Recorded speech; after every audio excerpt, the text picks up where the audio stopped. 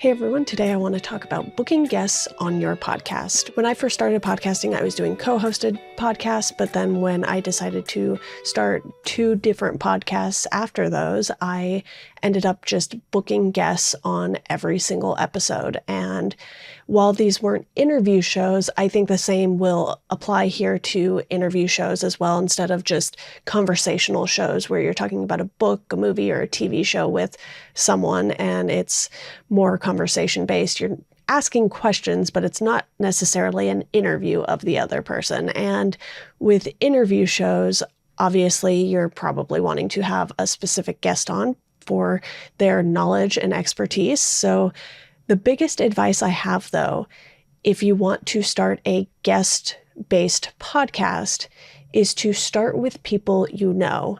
The reason I say this is because even though it won't necessarily give you the biggest launch possible, I know for someone like me who gets nervous talking to new people and maybe stumbles over words or just isn't sure what the right questions to ask that specific person are, it helps to get in episodes with people you know first. So for instance, when I launched this podcast, Jessie Cannon was my first guest, and I've been working with Jessie almost every day for the last 4 or 5 years, I want to say. I've lost track, but him and I have communicated so much, whether it's over calls or over text, that it was a lot easier to launch with him as the first guest because I had already talked to him about podcasts because we work on podcasts together. So that made logical sense to me. And he does happen to be one of the bigger guests by chance. But with my other podcasts, Welcome to Geekdom and Chat Cemetery, I just invited my friends on and started talking to them. And then as you know, some people started noticing the podcast through social media or through friends of friends listening to it.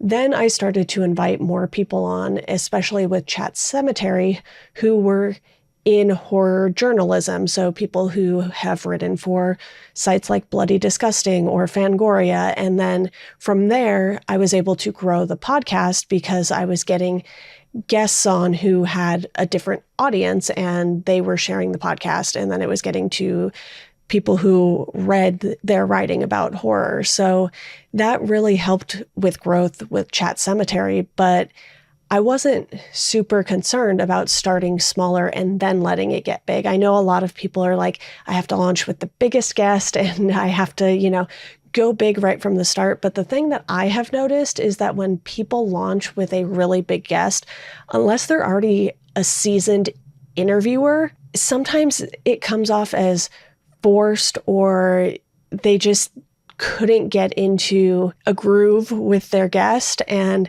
I find that if you're like me and you haven't had that much practice interviewing people before starting your podcast, it is so much easier to get comfortable with sharing your ideas and questions with people you know versus, having this big hill to climb with getting on people you don't know. And also, the big thing too is that once you have on other people and you have 5, 6, 7 episodes, it's actually easier to get the bigger guests on because you have a proof of concept already. And they can listen to your show, see what it's all about, and decide if it's something that would be a good fit for them.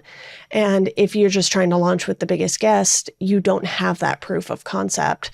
So it's more likely that you might get a no at the jump instead of just waiting until later to invite some of the bigger guests on. I think with guest-based shows, it is very hard to keep up booking new guests every single week. So it is also just nice to have a handful of friends you can fall back on and have conversations with.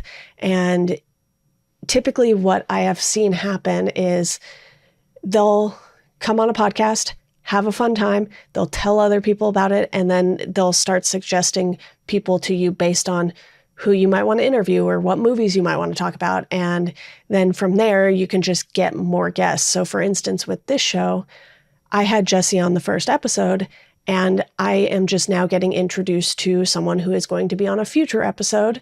And I waited until I had, a handful of episodes under my belt with people I knew or people I worked with, because those were going to be the ones that were the easier yeses.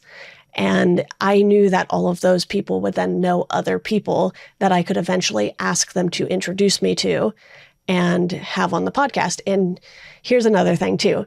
Don't interview someone just because of who they may know. These were all people that I already wanted to talk to and ask them specific questions about certain aspects of podcasting. And then some of them suggested other people. It wasn't, I interviewed this person because I want to get to this other person. I don't recommend doing that because usually they can tell and it usually does not work in your favor. But that's all I have for you all today. I hope this was helpful, especially for those of you looking to have guests on your shows. And you can also just start slow. Do something like what I'm doing here, where you have a guest on and then you do a solo thing, have a guest on and do a solo thing. You can mix it up. It doesn't have to be every single week you're having a guest on, because I did that with 2 shows and I know how tough it can be to keep up with the constant booking in that way. So just be mindful of what you have a capacity for as well. And if you enjoyed this episode, be sure to check out my episode on podcast marketing with Lauren Passell if you want to know what you can do to get the word out about your show.